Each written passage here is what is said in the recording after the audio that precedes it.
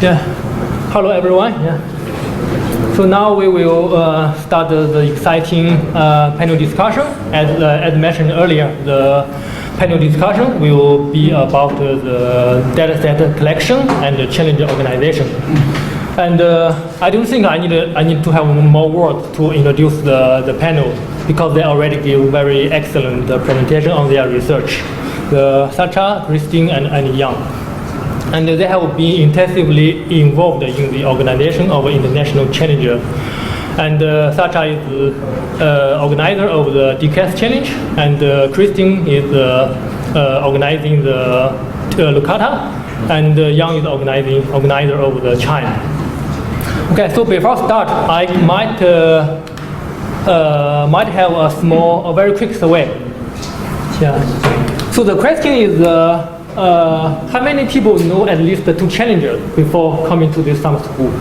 Maybe raise your hand. Okay. Okay, not too many. So,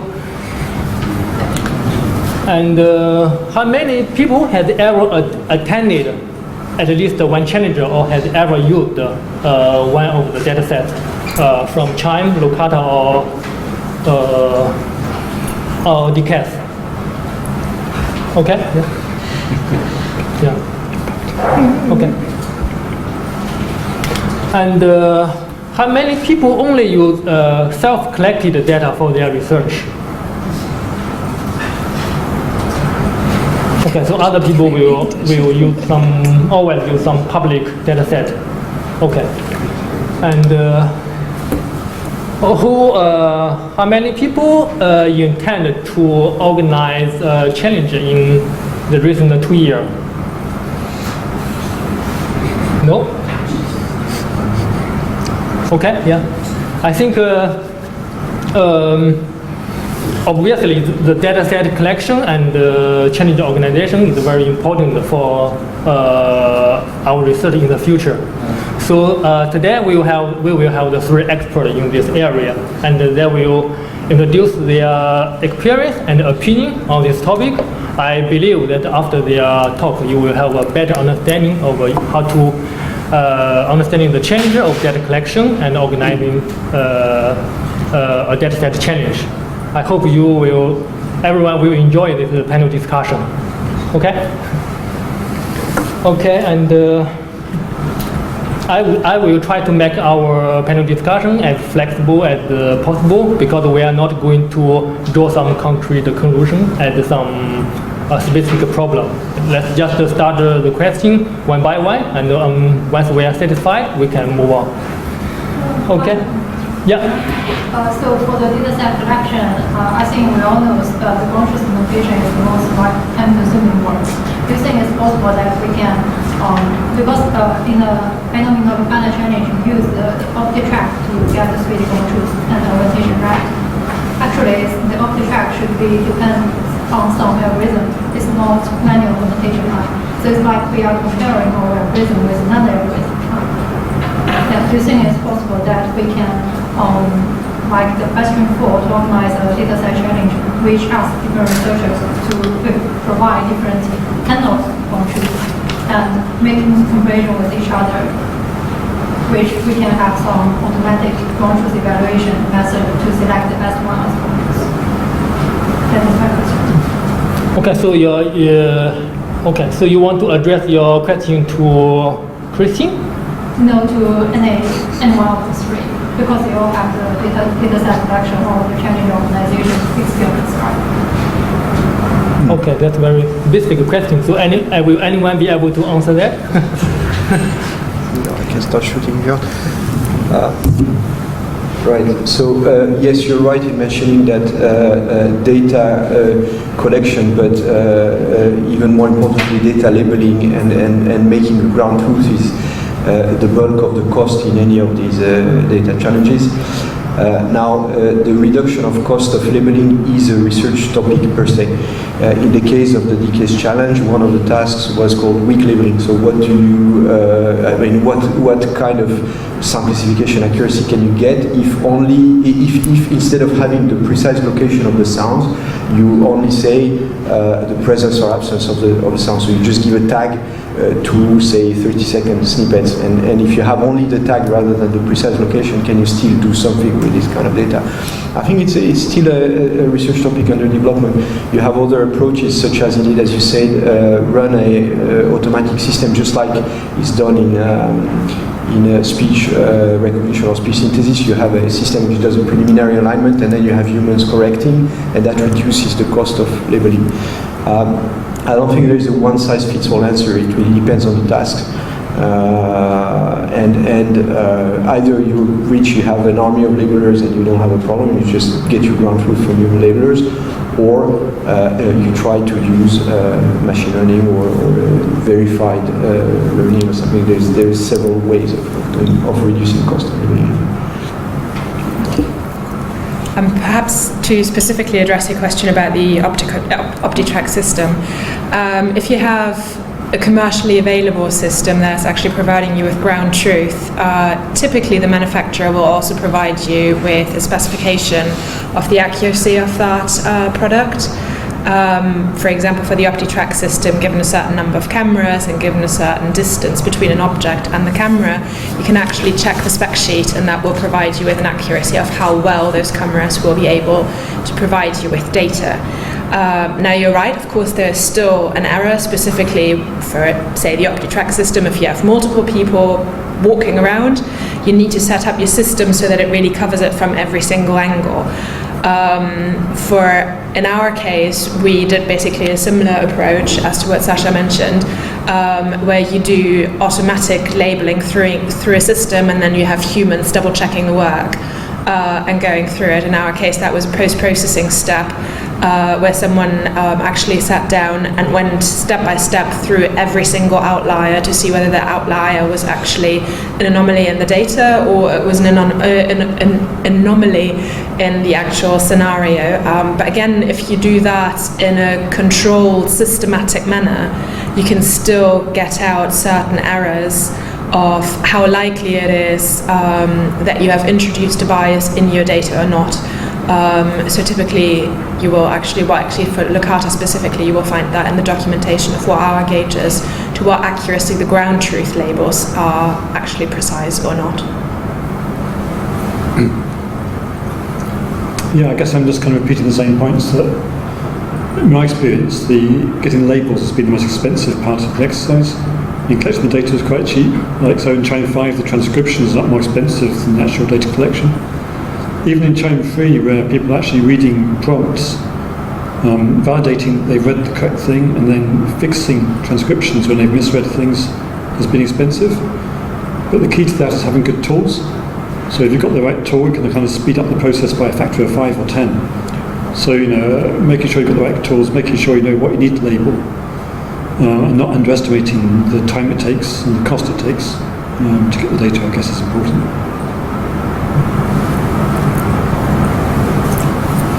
Well, I think data collection is always a very challenging problem. You will always meet this and that different kind of difficulty. And maybe the three of you can share what is the biggest challenge when you collect the data. Maybe you can identify either one or two points. Yeah, I mean, from the Chime perspective, that's varied from task to task, and it's very task dependent. In Chime 5, just having some sort of lightweight but robust setup has been challenging. So you can imagine you're trying to record in people's homes, you've got to make sure you plan things very carefully. So making sure the setup is flexible so you can stick it into homes, get the data.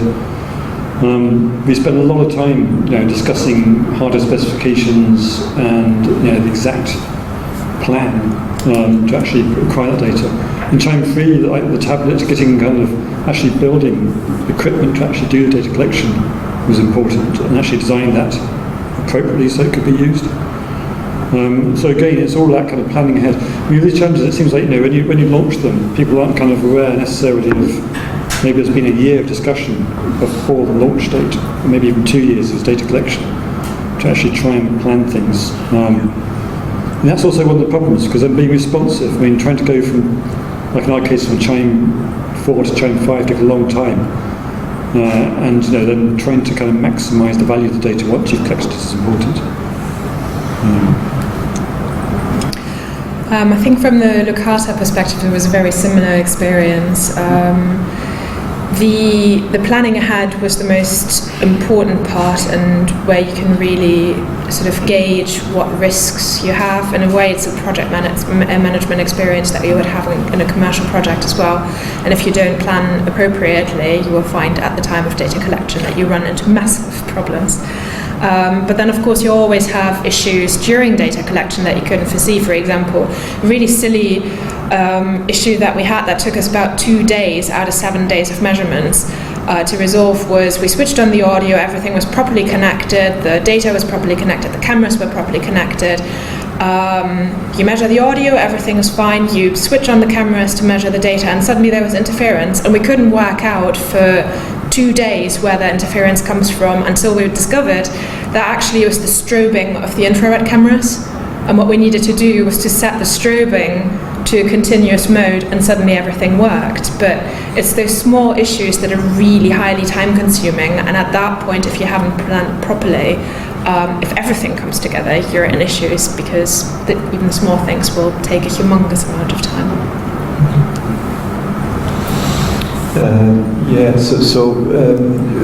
Maybe also adding to that, when organizing a challenge, it's a good bet to try to make the challenge sustainable and the data collection sustainable across years, because those things that you learned at year 1, you don't make the same mistake at year 2. So fostering some kind of continuity and growth of the data set is important. It's a good way to go. Now, the downside of that, reality is always like there's no perfect solution. The downside of that is that your challenge might become stale at some point if the task is always the same, and if you don't take some risk. So, for example, Chime now, by changing the data set, is taking some risk of resetting the whole discovery of what goes wrong when recording and the properties of data and so on. But at the same time, is to have a step up into the difficulty of the task, because the previous task and the previous data set has been now squeezed to a level of performance that's comparable to humans. When it comes to DKs, they were really, because DKs operates with a variety of tasks, there were 2 approaches. So 2 of the tasks have been the same across years, and using a data set which was incrementally built by the Tampere University of Technology from Finland. So that was the acoustic scene detection, if my memory is correct, where they did the first campaign of recording and labeling, and then the year after they recorded a bit more data and so on. But then also many of the tasks which were new every year were based on pre-existing data sets, like a lab proposing a task because they did do the effort of recording a data set. Most of the time there will be one main sponsor of the challenge, and it's important that the main sponsor is the leader in the data collection. So in the case of Chime, John is at the forefront of this kind of recording of this kind of type. When I was working on speaker recognition, the NIST evaluation, the NIST organization, which was the lead organizer, was taking charge of recording the data and deciding on the task. The DK is a bit more democratic in welcoming proposals for tasks, which has the good side of fostering variety in the task, which has the downside of making it difficult to capitalize year after year. So it really depends what kind of problem you want to work on as well. I think Sacha has a lot of industrial experience, and I guess maybe the collection of the data set for challenge and also for industrial application may be quite have different requirement. Will you be able to comment on that? Different requirement, it depends. It boils down to what you can afford, and it boils down to also understanding which problem you're inviting the community to solve, and that determines the data. I mean, you need then to understand the variability of your data and what you're trying to solve. I think the Chime is a good example where the data is very well designed. So I wouldn't say there are necessarily different requirements. You can make mistakes, as in often if you just take the data which is available without checking that this data is actually solving a real problem, then you can end up with a challenge where the results are not necessarily transferable to the industry. But it boils down to analysis of variability and really understanding the data to a large extent shapes the problem that people will be able to solve with that data. Thanks. And any reflection or follow-up question on the dataset collection? Yeah. I believe you conceive a challenge when you see perhaps an unsolved problem or something that you believe with a challenge that problem will be solved much faster. Can you share a little bit what you believe are the good practices to go from conceiving an idea of a challenge to actually implementing it? Because we have discussed a lot about the challenges, but what would be like a pilot or something, whatever is can help people to design a good challenge and solve or minimize the difficulties and the risks that you have mentioned earlier?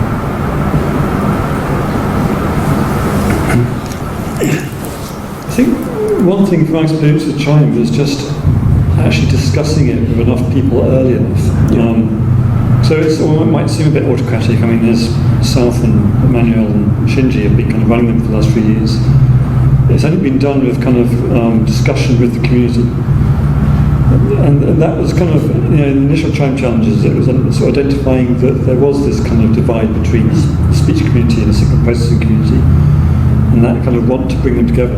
So for each challenge, it has been a kind of driving, a kind of motivation. And you need to kind of make sure, I mean, the worst case, is that you go to all this effort and expense to release this data, then no one participates.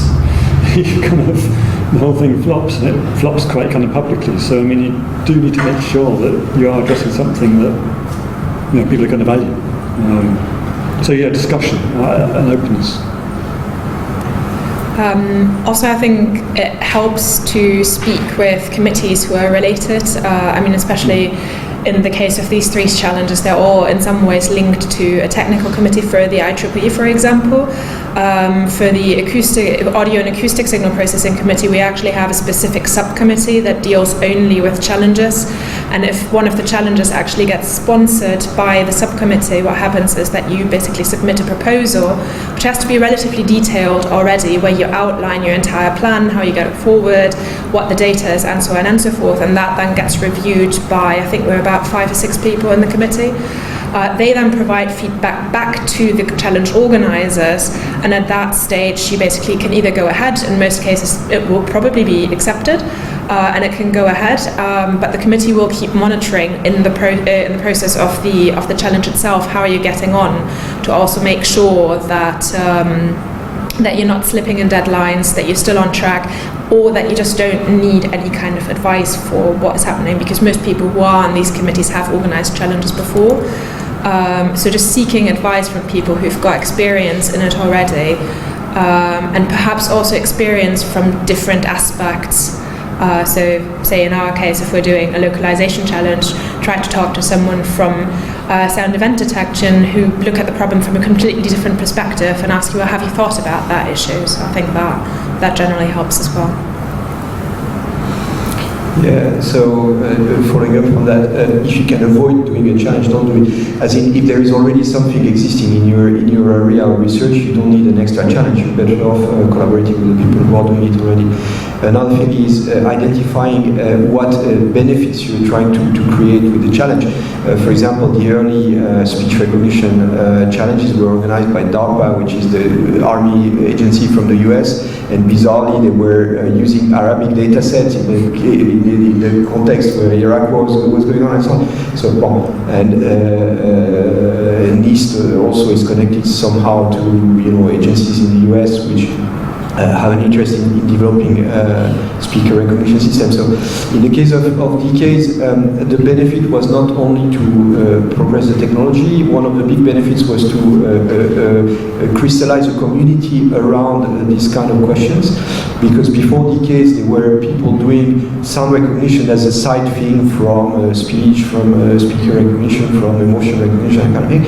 And suddenly doing the DKs was kind of like attracting and unifying and pulling people together. And because there was this, people, IEEE or something realized that there were a sufficient critical mass of people, then we had more tracks in conferences such as ICASP and so on, because people say, if that many people work on this topic, it means that there is something that deserves to detach it as a special topic. So it really depends what you want to foster with the challenge. What research question are you trying to solve is a thing that's important for the design of your challenge, because that's going to shape the data, that's going to also get people interested or not. And double checking that with your community is important. And then gathering the community, the workshop at the end of the challenge is something which is extremely valuable in terms of fostering exchange of ideas. Also, what kind of community you want to create? Is what you're working on sufficiently different from what has been already to justify doing a challenge? Those are, I think, the important questions. Well, I think organizing a challenge, it's very important to accelerate its impact, to make the challenge recognized by the research community. I think besides publication, is there any way to help accelerate the impact of the challenge? Have you ever used some strategy? Publications are a good start for impact.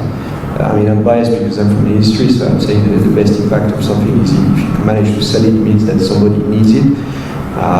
Now, I'm not recommending to fund a startup after each challenge that you make.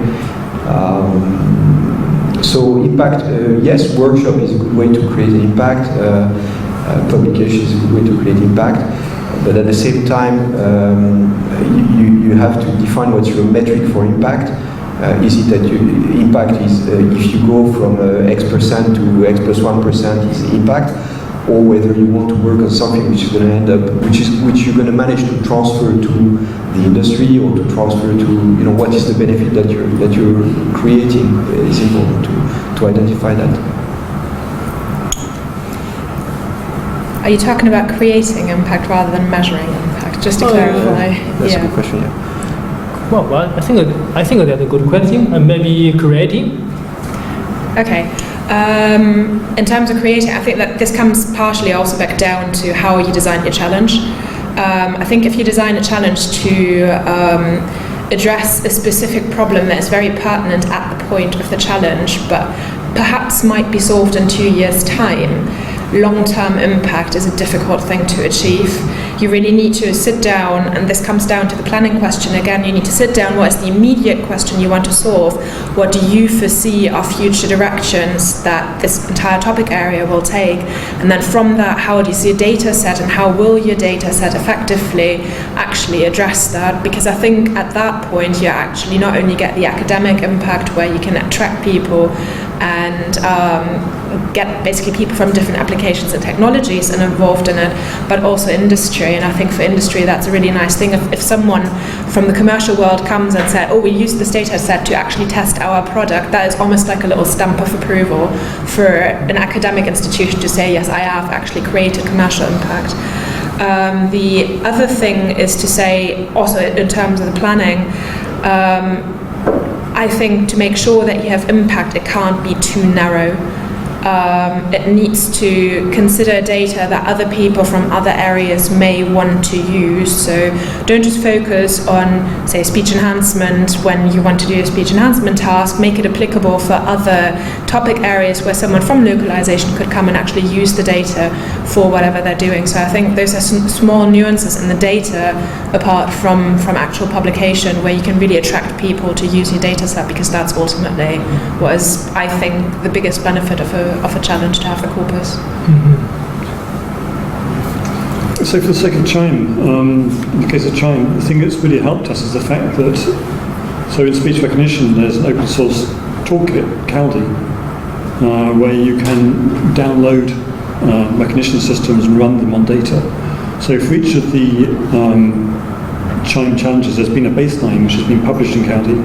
But we've also made an effort to try and turn the best systems into new baselines in Caldi.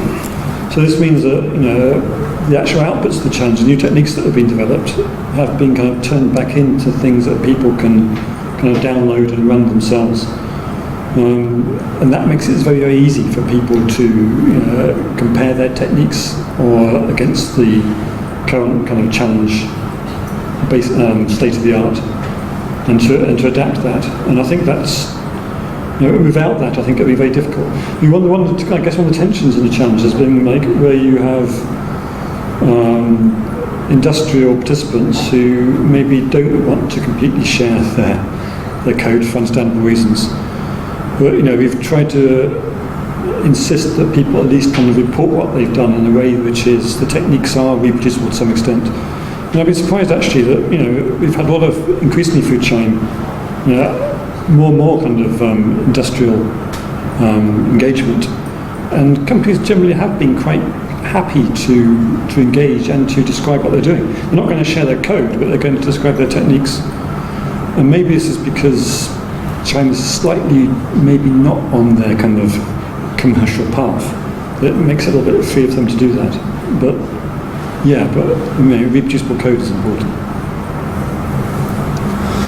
If I can add something about impact, there is a kind of almost romantic way of measuring impact, which is going to sound a bit out there, but to ask yourself how what you're working on is going to change the world. And I've got a little anecdote about that, which is we were submitting with some partners a project for funding to the European community. And I think I say it was about funding sound recognition research and so on. But it was just about funding sound recognition research. Project got rejected, and I did a bit of analysis of which types of projects were coming at the top and got funded by the European community. And amongst these, you had materials that you can interface with nerves to make artificial limbs. You had methods to completely change the way you model manufacturing of goods in any kind of industry, a generic model to manage manufacturing. You had another one which was about cleaning the debris from space, because that's a problem because it's ruining the satellites and something. And so there was really a strong feeling for everything that was funded by the European community that it was stuff which was really society-changing, life-changing. So sometimes for things which are niche problems, it's difficult to advertise this kind of thing and to attract funding. But there is really a fundamental question of how do you relate the problem to some kind of bigger picture and use that to advertise the impact of what you're doing. This is really important to get funding.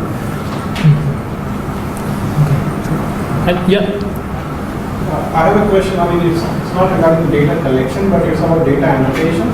So, my personal experience is for certain tasks, it can be very subjective when you try to annotate the data. Let's say it's a sound scene analysis, for example. There can be multiple scenes in that, multiple sounds in a particular scene, and it depends upon a person even perceiving it in different ways. So how do you tackle those kind of things when the subjectivity comes into annotations? Anyone? Just one question. Yeah, sure. That's a huge problem, and so speech transcription seems very objective. You think, I'm speaking a sequence of words, but when you start looking at the signal, you find that people aren't speaking those words entirely. They might be skipping out whole words or shortening words or leading words. And then different transcribers will hear different things in the data. A lot of the stuff in China, you listen to the sentences, you can kind of deduce what they would have said, but maybe because of masking, you can't actually hear the last few words. But if you know they would have said those words, you transcribe that or not, So it is a big, big problem. And I think, to be honest, the reason it hasn't been a huge concern for us in China is simply because the systems are still so far away from that being the kind of bottleneck in performance. They're making mistakes on words that are very, very clearly spoken and wouldn't be subjective, but it hasn't got to that point. But once you start getting, performances getting better and better and better, and the differences between systems getting smaller, then the difference between transcribers becomes important as well, and you do have to admit that there's kind of some margin of error around the word error. And you can do things like you can get multiple transcribers to try and get some sort of measure some variance, but yeah, that is difficult. That wasn't really an answer. It was just a kind of a question and stuff. Did you? Yeah. So I think from our side, from Locata, we didn't particularly have the subjectivity issue for the data annotation because that was fairly unambiguous from a subjective point of view. What was subjective was how do you evaluate things. So particularly in our case, if you don't have any speech, so you've got several talkers in one room, everything is silent, do you assume that any kind of localization or tracking system will actually be able to track that? Is that a realistic assumption? Is it not? For a visual tracker, you would always say, yes, of course, well, that's what a tracker is for. You predict something and tell me where it is when I can't actually measure it. But is that realistic with audio data, and is that actually something that you want with audio data? It's just an example question that we had to face.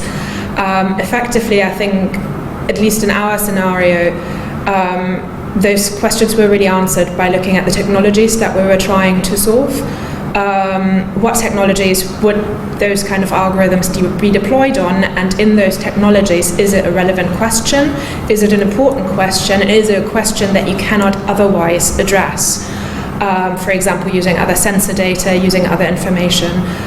So kind of looking at it from the bigger picture and looking outside of your box helps. And beyond that, if in doubt, do it all the ways that you can do. So for us, we actually in the end decided, well, it's currently not pertinent to actually have that information.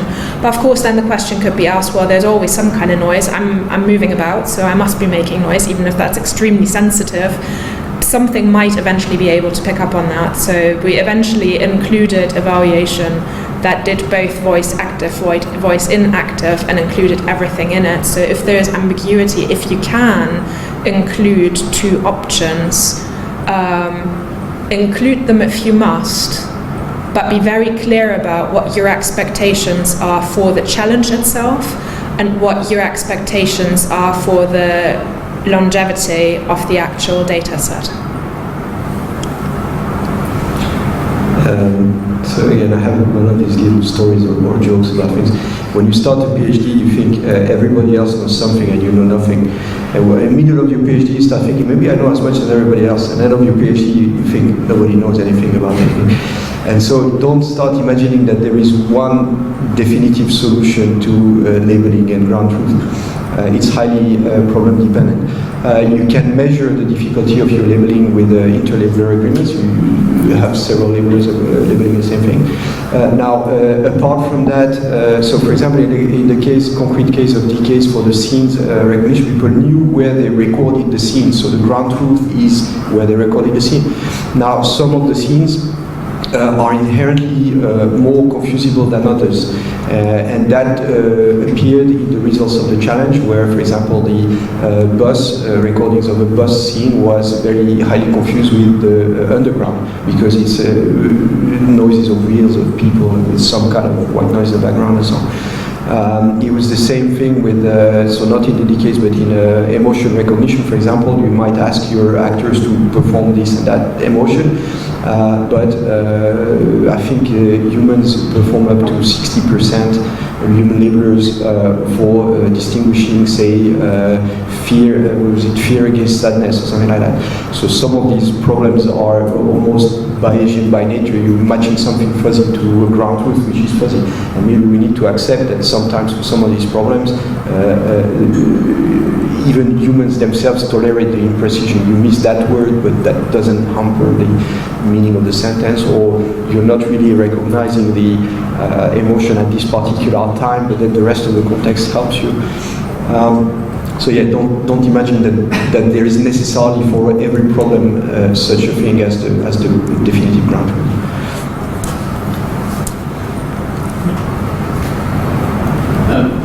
One question regarding the take-up of data sets from the community, by the community. So usually if you have £1 million as a prize, it's very easy to attract people to your challenge. But if you spend a lot of time thinking about the data set, the annotation, and then you start distributing it, I could imagine that each of you have experienced a lower take-up or a slower take-up from the community that you would have dreamt of.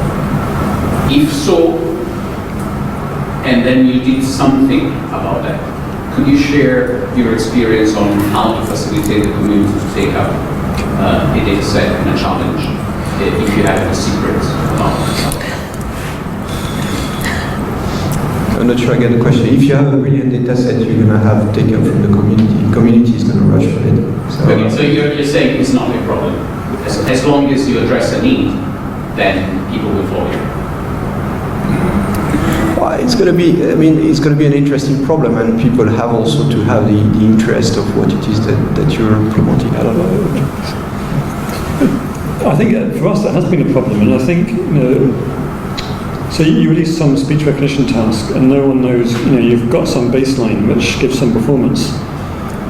The thing is to actually make a system on these challenges. It might take kind of 6 months' work. It might take a year work. It's going to be quite a big investment on the person. So you could take it for free. There might be a small prize, but that's not going to recoup the investment someone's made in developing a system. So what's going to incentivize them? I mean, one thing is they want to know what they're really doing is maybe you've got a PhD student or something making a new system. They want to know, is this thing better than state of the art? So one thing can incentivize them is if the results that you publish are state of the art, then they can say, well, look, I know I stand against the state of the art. So for us with China, what's normally happened is the first iteration of the challenge, it's been quite a small take-up of a few very kind of vested people who might have some reason. But after those results come out, people then see where the field lies and then start thinking, well, I can do better than that. And that kind of then incentivizes our people to actually take up the baton. So I think having the results out there having the performances out there gives the kind of data extra value. One of the mistakes we made in the first challenge is we didn't really invest enough time in making the baseline. So the baseline was so weak that a lot of people were kind of beating it with quite poor systems, and then they were feeling kind of a bit aggrieved when they kind of published their results. I've reduced the baseline error rate by a factor of 100%, but then realizing that someone else has actually beaten them by a lot more, and their system wasn't that good. So making sure the baselines are meaningful, I think, is important. But then be prepared that it might take a few iterations. And also with China, there's been people using the data in the challenge, and there's a challenge period that runs for about 6 months. But then we've had just as many systems or more, perhaps, publications since the challenges where people have then after the challenge have gone and run the system. The other problem about the challenges is that people don't want to kind of fail publicly. So if they're going to say, I'll get into this challenge, I made the system, and they're going to submit it, and they don't know what the results are going to be. The results come out, and they find out the worst system. And this is particularly true of kind of industrials who've got some sort of financial kind of capital at stake. They don't want to be seen to be kind of doing poorly. So they sometimes like to see the results of the first round, so they can say, well, okay, I'm doing okay. So it takes time. Are you implicitly saying that it could be desirable to have a form of private feedback to people before publishing the results and giving people the opportunity to use the data set but then decide for their results not to be published? This is a really difficult question because in one of the previous Chime challenges, the rule was kind of, once you submitted for evaluation, and once you submitted your result, it was going to go into our paper and into the workshop. And we had one team that, when they saw where they came in the rankings, said, "Can we please now withdraw from the challenge?" And they'd already submitted an abstract to the conference and had been accepted, and really that wasn't the deal. But we've always tried to be a little bit kind of like, yeah, there's these tables, but ranking people, but really it's the value of what you write in your paper is different from where you come in the table. But yeah, I think you've got to solve that problem about, are people, at what point are they committing to the challenge, and what point are they committing to have their results kind of published and open? Or do you kind of make the whole thing anonymous? How do you kind of deal with that? I don't know how you dealt with that in Lucata. Unless you have numbers rather than people's names. Yeah. Is that part of it? That's basically why we have the numbers. You don't. I think one worry that we were pertinently aware of is the psychological aspect of I don't want to lose. So we tried our very best to actually anonymize the data and neither to highlight a direct winner nor a direct loser, especially not a direct loser, because that's just discouraging for research. But we also try to diversify our measures in a way, so our evaluation measures in a way that you can really highlight where a system is strong and where a system is perhaps lacking a little bit. And it is very rare, I would say, that one system really beats them all in everything. You must be absolutely brilliant to have solved that problem, and that will probably not happen at the first iteration of any kind of challenge, and we're at the first iteration, so that was highly unlikely, and hence why I said earlier there was no clear sort of algorithm that really stood out, because they all had their benefits and they all had their sort of drawbacks. So I think it's important that you, as a challenge organizer, you're aware of the fears of your participants, and that you perhaps react to them appropriate in the context of your community. The other issue, I think, is that you need to separate, and John had sort of alluded to that, you need to separate between the challenge participation and the use of the data. And for that, it's very important to actually listen to people. So one of the sort of issues that we had with Lucata, why perhaps the uptake was not as high as we would have wished it would be when we started the challenge, was that a lot of people actually said, well, it takes a long time to really start to get going with someone else's data set. And it's a huge amount of effort, and that's not something that you can do when you have perhaps a PhD student at the end of their PhD where they actually have an algorithm on the go that can be deployed, but then they need another 6 to 8 months to actually get the data going. You don't want to spend that time, really. So you need to be aware that it's possibly a subset of the community to start with if there is a new challenge that will be able and willing to actually invest that time immediately, because of course there's also staff shortages potentially, or you don't have any students or staff members who can work on it. And I think what we're seeing now that the challenge has been over for a year is that actually the uptake is getting quite nice. People have had the time to dissect the data, they've got the documentation available, and also we've spent a great amount of effort during conferences to make people aware that there is a software framework, there's a vast amount of documentation that goes with it, and if there are any questions, to come and address us or ask us for help to really make sure that the data can keep going. So it does take time to actually go with that, and also to make people aware that it's not just the data set, there's software to go with it, and basically to listen out for why people have problems using data and what the issues are. One issue we had also was very early on in the challenge, there is a sub-community that is using neural networks for this particular topic, who of course rely on a huge amount of data to even train their networks, and that was never supposed to be the objective of Lucata. We didn't want to have the data set that has thousands of hours of audio to actually train networks, because that's simply humanly unfeasible for us as researchers to do. But at the same time, they also said, well, okay, I can train using augmentation or simulation or whatever process I have, But now I've got the issue that you provided a MATLAB framework and I actually work in Python predominantly, or C, or whatever it is.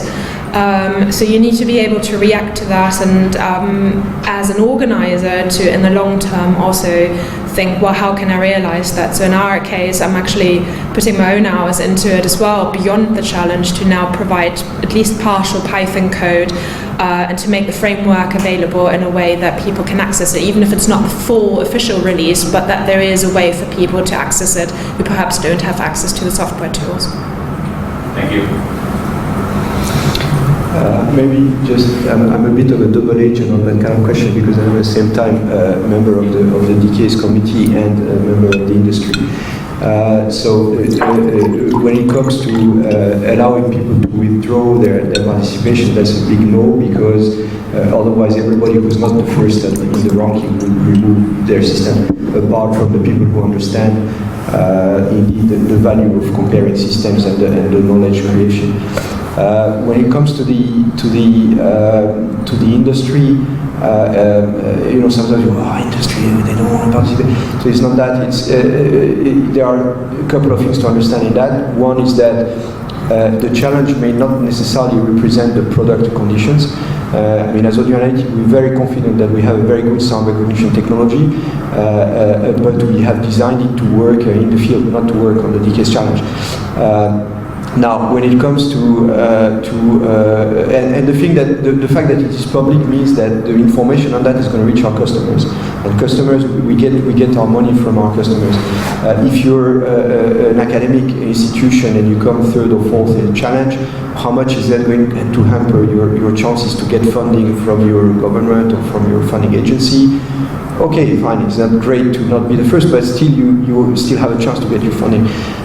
If customers misunderstand the results and kind of start thinking, oh, there is some better technology out there, then they're going to look to buy from the other people. And if they buy from somebody else, I don't get paid at the end of the month. So it's quite a bit of a life suspending kind of condition. So obviously we have to be really cautious with that in the industry.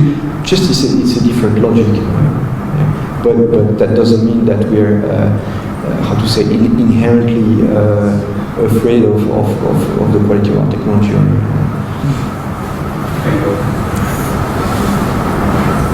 Thank you. Yeah. And maybe let's move to the next question. I think the panels are very experienced in organizing the challenge. And I'm wondering, apart from dataset collection, maybe you also met a lot of challenges when organize the challenge. And maybe you can share one or two challenges that you have met during organizing the challenge. It was horrible and difficult, and we were all tired. Yeah, I think this might be something we never see in some public publication about that. Perhaps to start, if you plan on organizing a challenge and you think you have a certain time allotment for that challenge, quadruple that. And then add some, because I think the time and the money and the effort that it will take to organize the challenges is something that you will never be fully able to expect or calculate.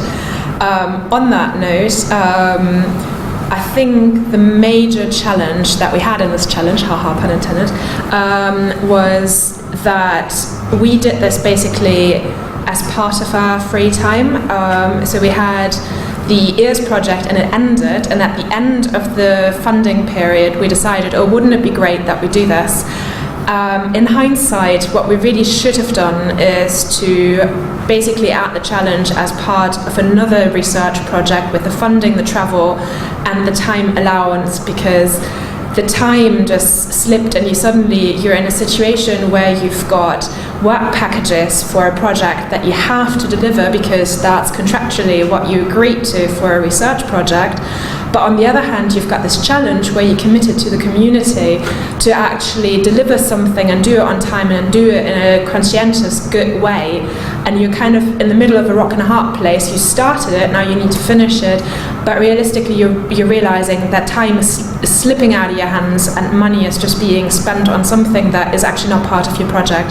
So I think the biggest issue is make sure, and absolutely sure, that you have allowed sufficient time and funding in whatever research project you're doing, and do it as part of a research project or a funding project of some sort. Yeah, I can completely second that. So Train 5 is the only time it's the first challenge you've actually run with proper funding in place first. In the past it's been kind of done on a shoestring, and it's been possible because we put our time in for free, and then it conflicts with teaching university duties. And you've got this very, very, very strict deadline where you've announced, there's going to be a workshop on this date, you're going to submit your systems on this date, and they're going to be evaluated. Data is going to be released for you on this date. And, and when people have invested, you've got maybe 20 or 30 teams internationally who've invested a lot of their time. You can't really fail them, and you've got, it's been very, very stressful. So, yeah, I mean, that's having a good team of people, having people who you can work with and who you can rely on and are prepared, to put the hours in at these crunch times where, the deadline's looming has been really useful as well. So you need people kind of on board to kind of really understand, what you're trying to do. But yeah, I mean, what you said is completely true, and like having funding in place beforehand. The problem is that's very hard to get, and it's been a bit of a kind of spinning things up. We've run challenges with no funding in order to be able to have the kind of track record and experience in order to be able to apply for funding, or to get industrial funding to actually organise future challenges. So getting off the ground is really, really difficult.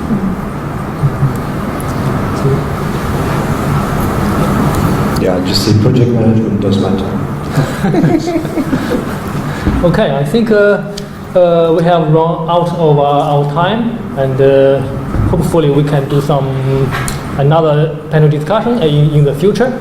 And I think the panelists have shared their very valuable experience and opinion on dataset collection and challenge organization, which we will never see from some published paper or some article.